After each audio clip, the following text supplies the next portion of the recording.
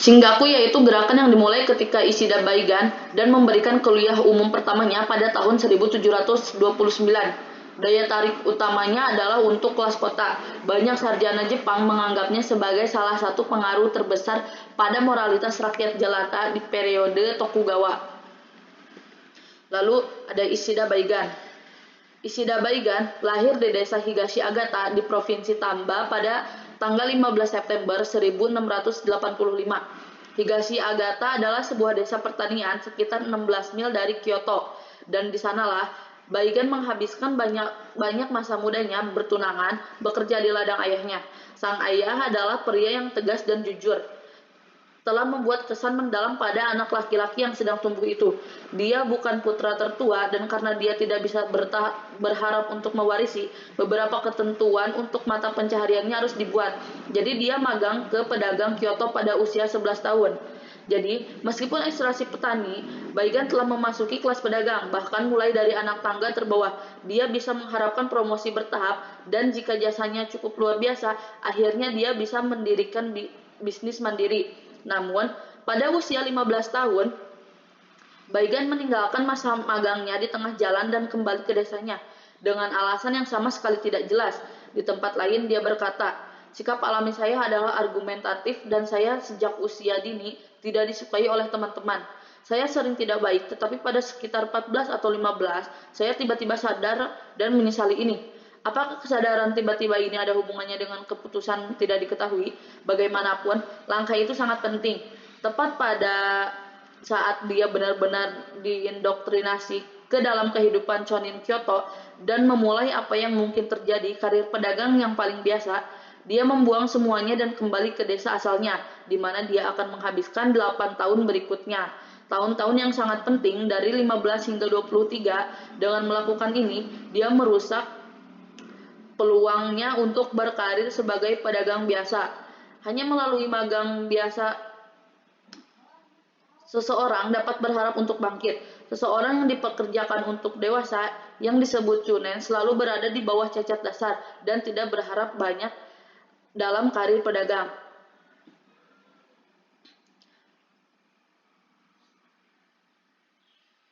Ia tertarik pada Shinto, para pendeta Ise, yang pada waktu itu telah membangun sebuah organisasi besar dalam masyarakat untuk ziarah Ise di seluruh negeri, terutama berasal di Kyoto dan daerah sekitarnya, dan kemungkinan besar bagian dipengaruhi oleh mereka. Bagaimanapun, ketika Baigan kembali ke Kyoto pada usia 23 tahun, itu bukan dengan maksud untuk menghidupkan kembali karirnya sebagai seorang pedagang, tetapi dengan tujuan yang jelas, yaitu untuk menyebarkan Shinto. Dia melayani di rumah Kuroyanagi tertentu di kota atas, mungkin sebagai anak-anak, tetapi minatnya yang sebenarnya adalah mengajarkan Shinto. Pendengarnya sedikit, sehingga dia berpatroli di kota sambil menyembunyikan lonceng untuk menarik perhatian mereka. Keinginannya adalah menjadi model cara manusia. Melihat bahwa upaya pertamanya agak tidak berhasil, dia berbalik untuk belajar. Ketika dia berusia 35 atau 36 tahun, dia mulai merasa bahwa dia telah menguasai pengetahuan teoritis tentang alam. Dia mencari seorang guru bernama Oguri Ryon yang dapat membantunya menghilangkan semua keraguan.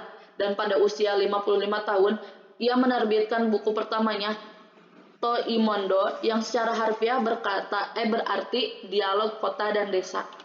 Selanjutnya, Baigan terkenal tajam dan keras kepala dalam perdebatan dan Taimondo. Dikatakan mencerminkan hal ini dari sudut pandang orang barat. Dia tampaknya hampir selalu sopan dan penuh perhatian. Ishida Baigan kesulitan keuangan dan kesulitan yang lain terlibat dalam menetapkan dirinya sebagai seorang guru mandiri, di mana memiliki keluarga akan menjadi beban. Pada dasarnya itu adalah penolakan terhadap kebutuhan kepribadiannya, yang mungkin diidentifikasi Baigan dengan watak buruk atau keinginan egois yang menghalangi jalannya mencapai tujuan. Baik asketisme maupun cinta persaudaraan memiliki peran penting dalam ajaran agama Baigan. Ajaran sosialnya dipengaruhi oleh lingkungan sosialnya, tetapi mereka dimotivasi oleh keprihatinan agamanya. Ini penting titik yang akan kita kembalikan nanti, karena ada orang-orang yang telah melihat Baigan sebagai apologis untuk kelas pedagang yang hanya menggunakan agama sebagai sarana yang nyaman. Baigan sendiri mungkin mengira minatnya religius, tetapi menjadi tipikal Chonin itu tak terelakkan bahwa pikirannya seharusnya hanya refleksi dari kesadaran Chonin. Konfusianisme tampaknya telah menjadi pengaruh terbesar dalam pemikirannya. Konsep dari hati atau kokoro Hasing Cina dan alam Sei Hasing Cina menjadi dasar sistemnya langsung diambil dari Mencius dan penjelasannya sebagian besar berasal dari Neo-Konfusianisme Sung. Konfusianisme klasik ada 3 buku, Klasik Kesolehan Berbakti, The Kitab Perubahan, dan Kitab Puisi. Dia dengan bebas memanfaatkan pemikiran keagamaan pada zamannya untuk membangun doktrin yang relatif sederhana, yang membawa makna dan harmoni ke dalam hidupnya sendiri, dan juga ke dalam kehidupan banyak orang lain. Dia mengajar metode untuk mencapai pencerahan dari dalam, dan dia mengajarkan bahwa seperti itu pencerahan harus diekspresikan dalam tindakan etis yang ketat. Pada tahun 1716, kurang dari 10 tahun setelah Baigan masuk dinas Yoshimune menjadi shogun, dia akan memerintah sampai tahun berikutnya, sampai kematian Baigan pada tahun 1744. Efek dari kebijakan Yoshimune tidak terlalu parah di area Osaka dan Kyoto, karena ekonomi kota-kota ini diarahkan untuk kebutuhan normal negara dan tidak terlalu terikat dengan pengeluaran pemerintah dan perdagangan barang mewah seperti halnya Edo. Meski begitu, bisnis menurun, angka kegagalan rumah tidak sedikit, dan pekerjaan untuk buruh menurun. Dunia keuangan dan banyak pedagang hancur karenanya. Sebagian akibat dari kegagalan tersebut, Mitsui Takafusa menulis sebuah buku nasihat menghimbau kepada para pedagang untuk tidak melakukan pinjaman kepada daimyo atau samurai. Selanjutnya ada pemikiran Ishida Baigan. Dalam pemikiran Ishida Baigan ini memiliki pemahaman monisme, yaitu segala sesuatu, surga, bumi, manusia, pikiran, benda-benda, alam, prinsip disamakan. Dalam pemikiran ini terdapat dari buku Toimondo dan Seikaron. Konsepnya menyangkut konsep Gakumon. Gakumon tersendiri memiliki 2 konsep, yaitu 1. Pencerahan untuk mengetahui alam atau mengetahui hati. 2. Praktik etis yang mengikuti pencerahan ataupun pengetahuan itu. Selanjutnya, yaitu cara bergakumon, yaitu berperilaku bijaksana, miyotsusu shimi, melayani orang tua dengan kebenaran dan cinta, perlakukan temanmu dengan setia, cintailah laki-laki pada umumnya dan kasihanilah orang miskin. Jangan bangga jika kamu memiliki jasa. Pertahankan ekonomi Shogun dengan hal-hal seperti pakaian, perabotan, dan sejenisnya. Yang mengabaikan bisnis keluarga, ukur apa yang masuk dan perhatikan apa yang keluar, mematuhi hukum dan mengatur keluarga. Selanjutnya ada tujuan tertinggi dari Gakumon, yaitu 1. Meluluhkan hati seseorang dan mengetahui sifat seseorang. 2. Mengetahui sifat seseorang mengetahui surga. Apa yang diindikasikan adalah beberapa pelepasan batas antara diri dan non-diri. Seseorang menjadi bersatu dengan alam semesta. Penyatuan ini disertai dengan perasaan kebahagiaan dan ketenangan yang besar, tetapi juga dengan perasaan kekuatan yang besar. Selanjutnya, orang baik atau jinsha membuat hatinya menyatu dengan langit dan bumi dan segala sesuatu. Pada hakikatnya, proses ini meliputi menyingkirkan apa yang menggelapkan hati yang identik dengan hati langit dan bumi. Teshimatoan, muridnya, memecahkan kesulitan ini dengan menggunakan istilah Honshin, yang berarti hati dasar atau hati yang asli atau hati yang sejati sebagai lawan dari hati yang egois atau berkeinginan. Hati egois yang berisi keinginan manusia terus-menerus dibangkitkan oleh hal-hal eksternal. Cara menghilangkan hati egois. Ada 3 cara untuk menghilangkan hati egois. Yang pertama, yaitu latihan meditasi. Baigen menyebut kufu atau seiza. Kufu berarti pengeluaran usaha dan seiza berarti duduk dengan tenang. Teknik meditasi Baigan pada kenyataannya sangat dipengaruhi oleh sekte Zen dalam Buddhisme. Selanjutnya yang kedua adalah praktik asketisme. Baigan tidak terlalu ekstrim dalam hal ini. Sementara praktik meditasi jelas merupakan latihan keagamaan yang dipisah dari kehidupan sehari-hari, ini jelas bahwa asketisme seperti yang dianjurkan oleh Baigan dengan mudah menyatu dan memperkuat praktik berhemat yang menjadi ciri etika pedagang dan petani. Cara terakhir adalah pengabdian pada kewajiban dan pekerjaan seseorang.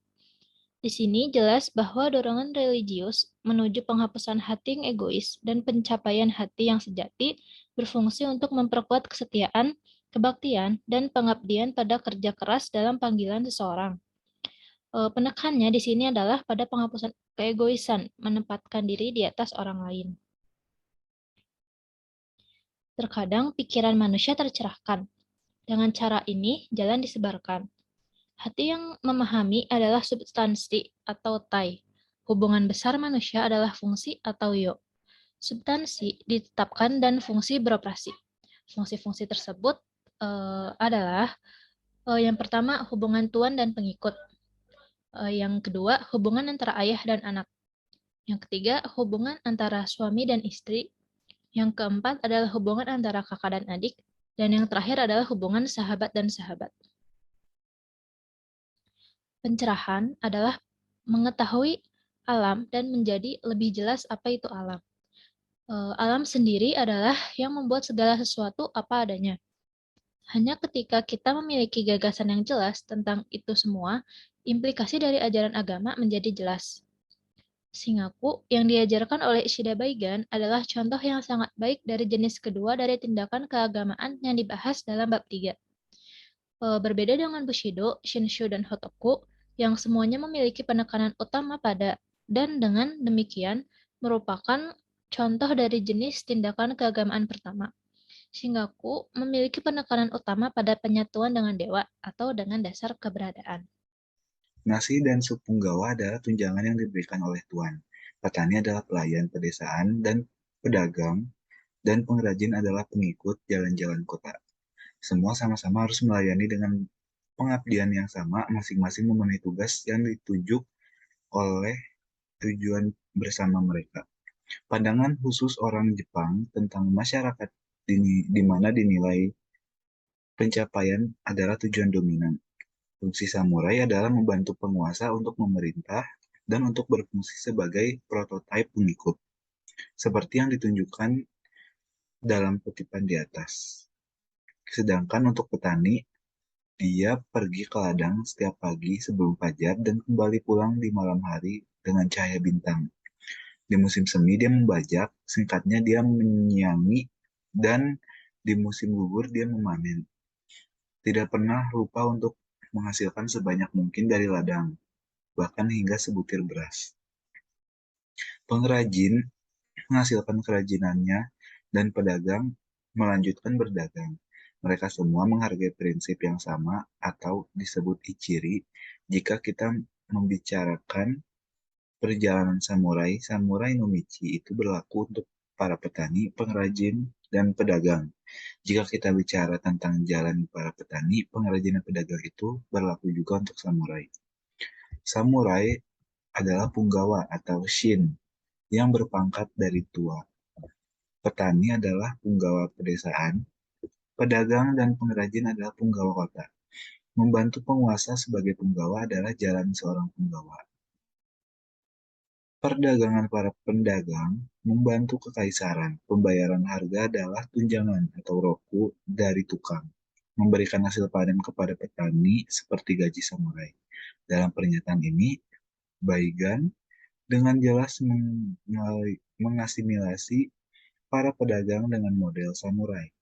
Dia bekerja keras, bahkan fungsi mereka adalah untuk membantu kekaisaran dan bahwa keuntungan yang mereka terima hanyalah dia yang adil untuk pelayanan mereka, sebanding dengan gaji samurai. Pernyataan ini dan pernyataan serupa lainnya yang dikutip oleh para penulis yang telah dilihat Baigan sebagai kecenderungan anti-feodal. Ini harus menjadi tujuan pertama administrasi untuk memperlakukan penduduk kota dengan buruk dan memperlakukan petani dengan bantuan khusus adalah pemerintah yang baik untuk mendorong pertanian dan mencegah perdagangan industri dengan tujuan menyebabkan penurunan distrik perkotaan. Jasa yang berharga bagi perkembangan ekonomi dalam memerangi mereka sama sekali tidak mewakili satu-satunya sikap tentang masalah ini. Oleh karena itu, dapat dikatakan bahwa semua orang dari penguasa feodal provinsi besar ke bawah dalam arti tertentu terlibat dalam perdagangan. Perdagangan mutlak diperlukan dalam kehidupan sehari-hari. Oleh karena itu, jika salah satu memandang hina uang atau memandang rendah perdagangan, ini merupakan aspek penting dalam ajaran tentang keuntungan, kejujuran, dan berhemat. Memperoleh keuntungan dari penjualan adalah jalannya saudagar. Saya belum pernah melihat dan mendengar penjualan dengan harga yang disebut jalan. Keuntungan pedagang dari penjualan seperti gaji samurai, tidak ada keuntungan dari penjualan seperti samurai yang melayani tanpa gaji. Fungsi saudagar dari dulu adalah mengambil apa yang berlebih dan menukar dengan apa yang kurang. Para pedagang hanya pegawai kerajaan. Kekayaan bukanlah milik mereka, mereka hanyalah pelayan. Namun imbalan yang adil untuk layanan mereka sangat diperbolehkan dengan mengasimilasi pedagang dengan peran sebagai penggawa dan menyamakan keuntungan dengan samurai. Teorinya berfungsi untuk mengikat ekonomi dengan nilai politik sentral dengan cara yang sangat dekat. Implikasi dari langkah ini untuk rasionalisasi ekonomi sangat besar meskipun efek penuh dari mereka tidak akan terasa sampai setelah Meiji.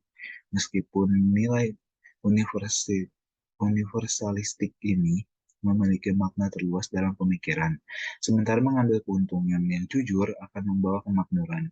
Mengambil keuntungan yang tidak adil akan membawa kehancuran. Para saudagar jika mereka tidak mengetahui jalan orang bijak dalam mencari uang, membuatnya tidak benar, dan akan menyebabkan keturunan mereka menjadi terputus. Adapun kejujuran, meskipun mungkin tidak ada manfaat langsung, itu adalah amaterasu, bahwa ia akan menerima belas kasih surga pada akhirnya. Jika Anda ada menjadi penjahat bagi para dewa, Anda tidak akan punya tempat tinggal. Apa yang saya ajarkan adalah untuk membuat Anda lolos dari kesulitan penipu dan pencuri, dan menyebabkan Anda disebut orang jujur. Jika Anda menjadi responsif terhadap pikiran para dewa yang seperti cermin, bukankah itu menyenangkan? Catatannya sendiri hilang, sehingga dia tidak bisa menagih hutang-hutangnya. Apa yang harus dia lakukan dengan hutang yang dia miliki? Bagian menasehati untuk menjual semua yang masih dia miliki, bahkan sampai yang menelanjangi dirinya sendiri, dan membayar hutangnya. Tampilan kejujuran yang patut dicontoh seperti itu akan menyebabkan debiturnya menghormatinya dan mengasihaninya, membantunya untuk membangun kembali dirinya sendiri. Baik, di sini saya akan menjelaskan tentang yang pertama, konsepsi Baigan tentang ekonomi terkait erat dengan arti berdasarkan kejujuran. Kemudian yang kedua adalah gerakan Shinku selanjutnya. Dari yang pertama ini, dalam arti luas, kejujuran atau sojiki berarti bagi Baigan tingkah laku yang benar dan lurus, terutama tingkah laku yang sesuai dengan keadaan seseorang. Pemborosan selalu relatif terhadap kedudukan seseorang, tetapi itu selalu salah, baik yang dilakukan oleh penguasa atau pedagang. Ekonomi atau kenyaku selalu sesuai dengan situasi yang tepat, dan dengan demikian merupakan ekspresi kejujuran. Dia menyarankan langkah-langkah tegas untuk mengurangi pengeluaran untuk makanan, pakaian, dan perabotan dan sejenisnya di keluarga Chonin. Institusi ekonomi yang kaku dan barokah juga dapat menimbulkan perselisihan, tetapi pada akhirnya juga akan berdampak baik. Kemudian kaitan yang terakhir adalah Baigan menempatkan ekonomi dalam konteks moral terbesar dan memujinya sebagai dasar kebajikan. Jin Jen Cina. Jika seseorang itu miskin, dia tidak dapat membantu orang lain. Hanya jika seseorang memiliki kecukupan barang-barang material, seseorang dapat benar-benar dermawan. Kemudian di dalam yang kedua yaitu gerakan Shingaku selanjutnya yaitu berkaitan dengan Teshima Toan dari 1718 sampai 1756, yaitu gerakan Shingaku berpegang budi atas kepemimpinan dan kemampuan organisasi yang hebat yang diperlukan.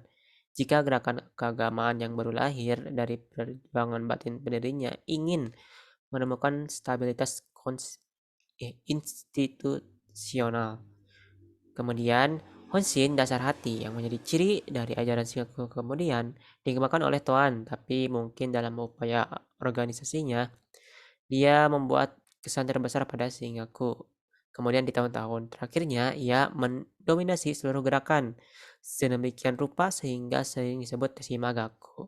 Kemudian pada 1765, ia mengubah tempat tinggalnya dan menggunakan sebagian tempat tinggal barunya sebagai ruang kuliah dan ia menyebutnya sebagai Gorakusa dan merupakan Shingaku Kosa pertama dan akan diikuti oleh lebih dari 150 linya. Toan dan murid-murid lainnya mendirikan di Kyoto 3 Kosha lainnya. Shueisha pada 1773, kemudian Jishusha pada tahun 1779, dan Merinsa pada tahun 1782 yang kemudian dikenal sebagai Shansha. Ketiga kosha ini dengan Merinsa di kepala mereka jadi pusat dunia Shingaku kemudian, dan itu perlu untuk merawat segel dari 3 Shansha Inkan jika seseorang ingin mencapai urutan tertinggi dari gerakan tersebut. Organisasi Shingaku. Secara langsung diatribusikan kepada Toan adalah diterbitkannya sebuah makalah Dansho yang menunjukkan bahwa dia yang menangguhnya telah mencapai pencerahan. Pertama, kertas-kertas ini harus datang dari Kyoto dan memiliki tanda tangan Toan agar sah. Mereka diberikan hanya 3 kali setahun dan kesempatan itu menjadi perayaan kecil di Kosa. Sangat awal Nakazawa Doni tahun 1725 1803 mulai mengeluarkan makalah serupa dari Edo. Kemudian ketika gerakan itu tumbuh lebih besar dan mulai menderita perpecahan organisasi, makalah tersebut dikeluarkan dari berbagai pusat. Praktik ini dimulai pada awal 1780-an dan Ishikawa Ken memberitahu kita bahwa sejak saat itu sampai sekitar 1880 lebih dari 36.000 orang menerima sertifikat tersebut. Setelah masa Toan, ketika bentuk organisasi dan metode pengajaran yang baru, ciri menarik dari organisasi Shingaku dijelaskan sepenuhnya berhasil. Gerakan itu terus berkembang dengan sangat cepat. Pada 1789 ada 34 kosha. Pada 1795 ada 56 dan pada 1803 ada 80 di 25 provinsi yang berbeda. Sejumlah pengkhotbah besar kemampuan muncul dan memerintahkan audiensi yang besar. Salah satu yang terpenting di antaranya adalah Nakazawa Doni pada tahun 1725 sampai 1803. Dia menjadi murid Toan agak terlambat dalam hidup dan dikirim ke Edo pada tahun 1780. Pada tahun 1781, ia mendirikan Sanzensa di Edo, yang akan menjadi satu kosha paling terkenal dan paling berpengaruh dalam sejarah Shingaku. Satu kecenderungan yang kemudian tergambar dengan baik dalam karya. Hubungan ini adalah dekat dengan bakufu dan penggunaan ceramah Shingaku untuk menjelaskan pemerintahan fatwa. Pada tahun 1793, Doni menerbitkan Gokosatsu Doa atau ceramahnya pada pemerintahan.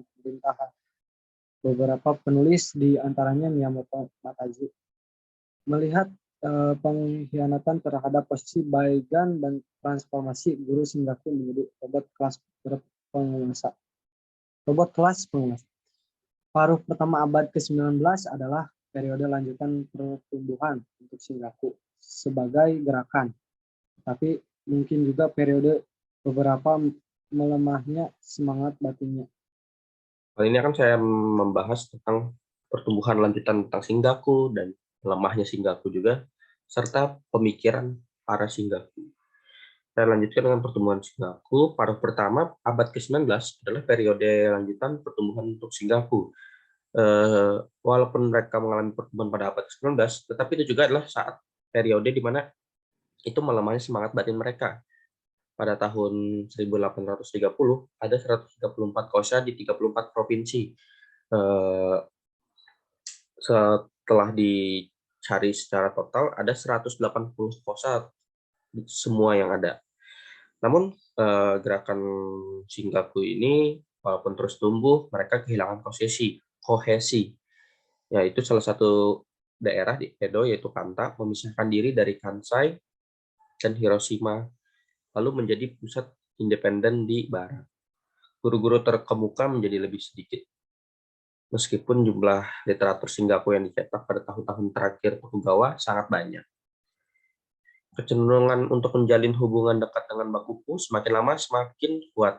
Pada saat reformasi Tempo, yaitu pada tahun 1830 hingga 1844, semua pertunjukan publik, teater, dan lain-lain dilarang, kecuali 4 kasus: Shingaku, ceramah Shinto, ceramah tentang karya militer, dan Mukashibanashi, atau pendongeng cerita lama. Dimulai pada tahun 1845 dan berlanjut hingga akhir tahun 1867. Setiap tahun Bakufu mengeluarkan perintah pada tanggal 11 bulan pertama yang menyatakan bahwa Teishima Shingaku adalah gerakan yang sangat berharga dan layak mendapatkan dukungan dari kelas pedagang. Nah, akan tetapi pertumbuhan yang sangat pesat di situ juga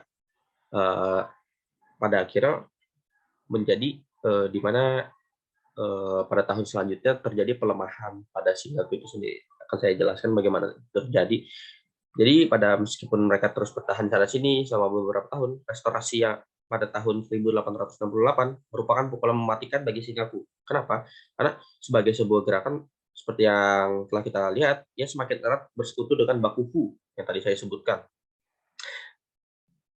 Dan ini mungkin salah satu penyebab cepatnya kehilangan popularitas mereka. Namun tidak sulit untuk menemukan orang lain. Tahun-tahun pertama, Meiji menyaksikan upaya besar untuk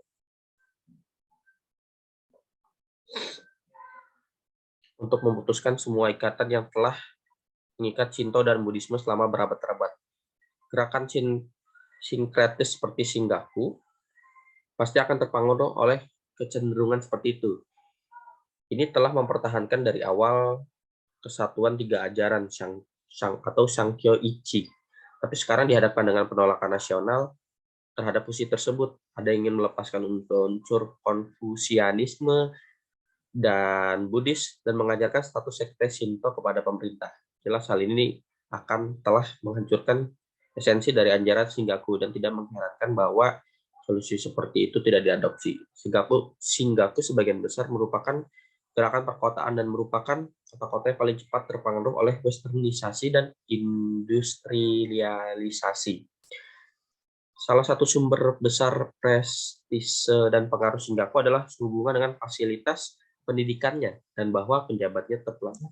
Nah, walaupun dulu itu Shingaku memiliki kelebihan pada fasilitas pendidikan dan fakta para pejabatnya pelajar, hal yang melemahkannya adalah karena hal itu sendiri juga, itu bahwa keluarga-keluarga pedagang datang ke guru Shingaku untuk meminta mereka menyusun peraturan rumah dan lain-lain. Dulu mereka selalu diminta seperti itu. Tapi sekarang jenis pendidikan yang diwakili Shingaku tidak lagi dihormati. Pemerintah sedang membangun sistem sekolah yang akan memenuhi kebutuhan kelas kota yang sebagian besar diabaikan oleh Bakufu. Jadi Shingaku dinodai oleh hubungannya dengan Bakufu, tidak pasti tentang dasar doktrinnya, dan terlantar sebagai fasilitas pendidikan. Lalu mereka dengan cepat kehilangan tempat sebagai sebuah organisasi. Yaitu dalam arti bagaimanapun pembubarannya lebih kemenangan daripada kekalahan. Konten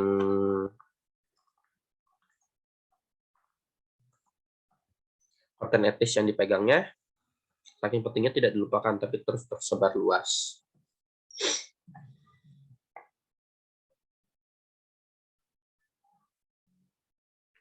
Gerakan Shinto yang populer juga muncul pada akhir Tokugawa dan awal Meiji. Dalam banyak kasus sangat bergantung pada bahan Shingaku untuk ajaran etis mereka. Meskipun teknik meditasinya mungkin telah dilupakan, idealnya menyatukan hati seseorang dengan hati surga dan bumi terus eksis di populer, dipemikiran dalam bentuk yang dilemahkan, seperti membuat hati seseorang tulus dan membuat hati seseorang seperti cermin yang bersinar. Nah, saya akan melanjutkan dari bagaimana walaupun mereka mengalami Shingaku, mengalami penurunan atau melemahnya organisasi itu, tetapi pemikiran mereka masih bisa dibilang ada yang populer di dalam Jepang itu sendiri. Akan saya jelaskan bagaimana pemikiran Shingaku itu. Jadi pada sejarah Shingaku terdapat seorang murid Toan dari Wakizaka Jido yang tidak diketahui tahun awal pastinya, yang diketahui hanya pada tahun 1700 sekian. Akan tetapi hingga 1818 murid ini, yaitu murid Toan yang terkenal, melakukan khotbah kepada para narapidana di penjara Kyoto. Ada beberapa poin yang disampaikan, yaitu satu, menghormati Shintoisme, Buddhisme, dan Konfusiasisme, dan menghargai ketulusan dosa dalam semua. Lalu ada patuh hukum, terima posisi sosial Anda, dan menghargai barang bekas. Yang ketiga, jadikan rumah tangga Anda harmonis dan hargai perdagangan Anda. Yang keempat, ada menghargai kesetiaan, bakti, dan kesabaran. Yang kelima, menghargai kasih sayang, amal rahasia, merawat tubuh, dan merawat keluarga seseorang. Yang keenam, ada jadikan akhlakmu baik, dan hargailah pendidikan anak-anak dan pengikut. Dan yang terakhir adalah ketahuilah bahwa berkat dapat ditemukan dalam pekerjaan dan hargai pekerjaan hari ini. Nah, pada penekanan dan kesalehan dan kesetiaan pada penghematan dan ketekunan, nah, keluarga yang mungkin kita telah sebut dari para pengikut, Miyamoto Mataji telah membuat karakterisasi umum dari ajaran etika Shingaku tadi. Dan beberapa ringkasannya adalah dibagi sebagai 3 kategori, yaitu 1, keharmonisan, 2, keluarga, dan ketiga adalah kemampuan tanggung jawab terhadap masyarakat dan gagasan tentang bisnis. Yang pertama adalah jangan lupa kata-kata berbakti, praktek ekonomi yang ketat, dan praktikan kebersihan, dan berhati-hatilah dengan makanan dan anggur. Jadilah tidak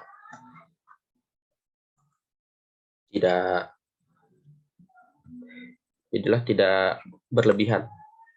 Kata-kata dan perbuatan yang egois tidak masuk akal, dilarang. Bekerja keras untuk bisnis keluarga dan tidak mengeluhkan tentang kekurangan. Sabar dan cepat memperbaiki kesalahan, memiliki hati yang simpatik, tidak melupakan prestasi leluhur, dan menjadi keyakinan pada para dewa dan Buddha. Itu adalah ringkasan kedua. Kamu harus jujur atau sojiki, hormati atasan, dan patuhi hukum negara dengan ketat.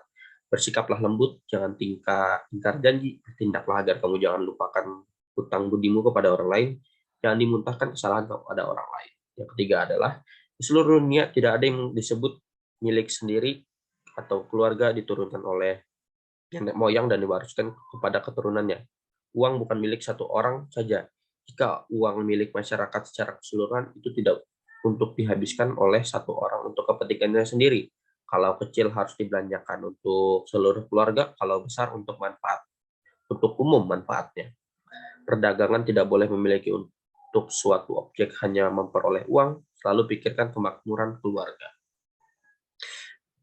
Dari ketiga ringkasan yang dibuat oleh Miyamoto Mataji, dari mana itu adalah pemikiran Shingaku yang ada, lalu disingkat menjadi sebuah pemikiran yang dibuat menjadi 3 kategori, yaitu keharmonisan, keluarga, dan kemampuan tanggung jawab.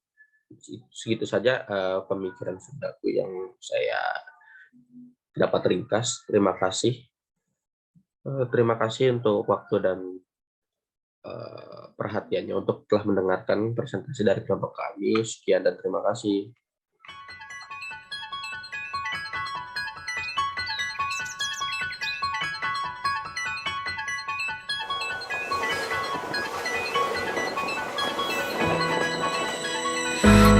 夜深眠りにつく千年に一度の今日、太陽の四角に立ち僕らこの星を出よう。彼が目を覚ました時連れ戻せない場所へ、性能で大地を蹴ってここではない星へ行こう。